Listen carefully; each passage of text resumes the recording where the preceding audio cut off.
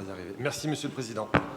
À partir du 1er janvier 2023, l'ensemble du réseau de transport en commun Ligne d'Azur va évoluer avec notamment des suppressions de lignes, une réduction des horaires à partir du 1er juillet, une augmentation des tarifs et la suppression du ticket carton. Cette décision, qui intervient dans un contexte financier difficile pour la régie qui subit des pertes financières et une baisse significative des fréquentations, interroge vos choix stratégiques.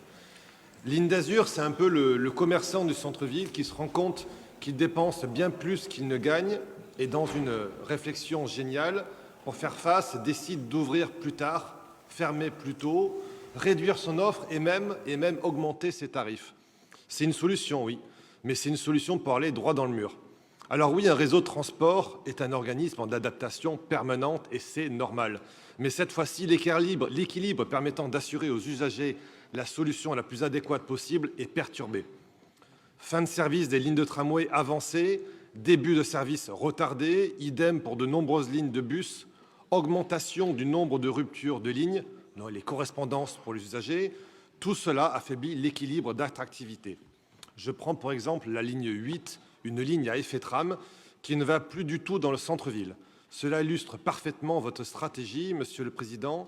Après avoir cherché à chasser les voitures, réduit les voies avec des plans tempo en supprimant l'axe réservé aux bus, aujourd'hui, vous supprimez des bus.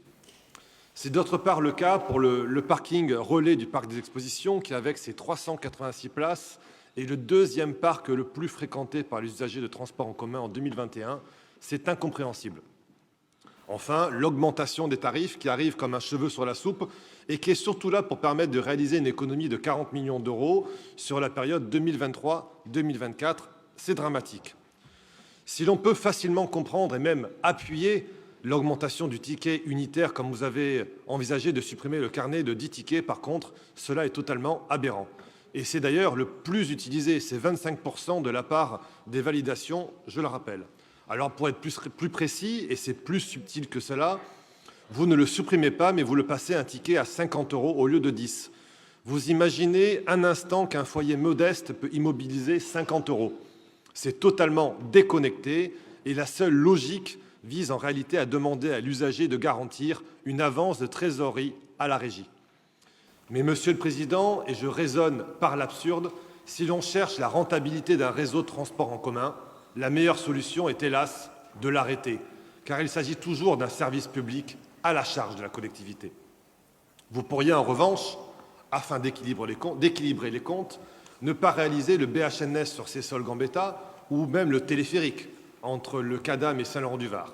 Chacune de ces deux opérations est estimée à 40 millions d'euros, soit une économie 2 fois supérieure à celle nécessaire pour les deux opérations. Enfin, à kilomètres commerciaux sensiblement identiques, on constate une baisse de la fréquentation de 14% sur l'ensemble du réseau et une chute des recettes de 24% avec le nombre d'abonnés qui diminue.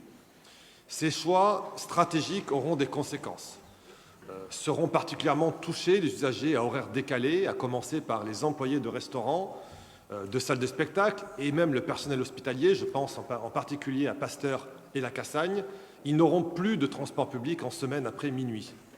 Et je pense enfin aux répercussions sur les conditions de travail des salariés de la régie avec la diminution de leur temps de conduite commerciale et le risque de plan social provoqué par la baisse du nombre de lignes et la réduction de l'offre. Alors, Monsieur le Président, qui dit réduction de l'offre dit à terme diminution de la demande. Dans la métropole qui se veut à la pointe de la transition environnementale, réduire l'offre de transport en commun est une aberration. Vous auriez dû suivre une proposition de notre groupe Retrouver Nice et de Philippe Vardon en particulier aux élections municipales qui était un choix de navette pendulaire. Vous savez, ces petits véhicules plus petits, plus nombreux, plus agiles, plus rapides. Enfin, concernant le ticket carton, sa suppression va fragiliser un public précaire ou ne maîtrisant pas forcément les outils numériques. Nous aurons l'occasion de déposer un vœu à ce sujet lors d'un prochain conseil afin de vous demander de surseoir à ces décisions. Et en guise de conclusion, Monsieur le Président, il est encore temps de changer de cap et de procéder à une redéfinition claire du plan de mobilité métropolitain en garantissant la continuité de l'offre actuelle. Merci.